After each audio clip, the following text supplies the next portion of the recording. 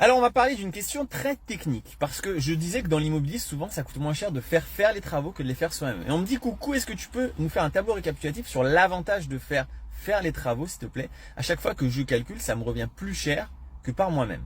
Alors pour faire ce calcul, il y a beaucoup de choses à prendre en compte et on va essayer de les énumérer. Premièrement, avant de commencer, il va falloir comprendre ce qu'est un amortissement. Un amortissement, quand tu fais un investissement, c'est une somme que tu vas pouvoir amortir pendant plusieurs années et cet amortissement va t'apparaître en charge dans ton bilan comptable.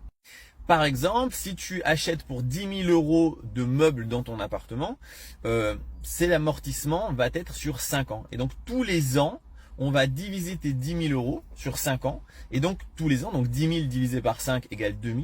Tous les ans, tu vas avoir une charge de 2 000 euros. Et on peut évidemment faire ça avec les travaux.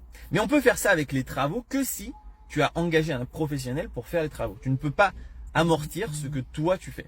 Maintenant, si on part d'un autre principe, que la plupart des gens, on est à une tranche marginale d'imposition, la TMI à 30%, plus 17,2% de CSG-CRDS, quand tu fais un bénéfice comptable sur un appartement, mettons que tu gagnes 10 000 euros à la fin de l'année, eh bien tu vas avoir 47,2% qui vont partir entre les impôts et les taxes. D'accord? Donc la TMI, l'impôt sur le revenu, et la CSG-CRDS. Quand tu fais des travaux par un professionnel, tu vas pouvoir donc amortir. Et donc tous les ans, tu vas avoir une charge qui va apparaître. Cette charge équivaut donc à une réduction de cet impôt que tu serais censé payer, c'est-à-dire 47,2% dans notre exemple.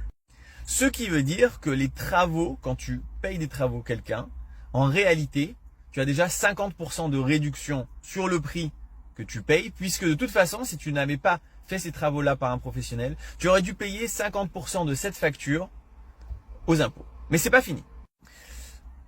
Au moment de la revente de l'appartement, il va aussi y avoir un avantage si tu as fait faire les travaux par quelqu'un. Cet avantage, c'est le fait de dire, quand tu as fait des travaux par quelqu'un, le prix des travaux va augmenter ton achat, le prix de l'achat. Et donc ta plus-value va être calculée sur le prix de l'achat plus le prix des travaux si tu as fait par un professionnel. Et la différence, tu vas avoir donc une économie sur la plus-value. La plus-value en moyenne, on est à 36,2%. Donc c'est encore 36,2% de réduction sur le coût de tes travaux. Alors j'ai pas ma calculette, mais en gros on est à 80% de réduction grâce à une économie d'impôt. Donc toi, tu as la sensation que tu vas payer plus cher maintenant, mais en fait, de toute façon, tu l'aurais payé en imposition plus tard à d'autres moments. Et enfin, le dernier point, c'est tout simplement le temps de le faire. Un professionnel va mettre 2 mois, quand toi, tu vas mettre 6 mois. Et donc pendant 4 mois, ton bien n'est pas loué, donc tu as un manque à gagner qui fait qu'en général, c'est plus cher de faire soi-même.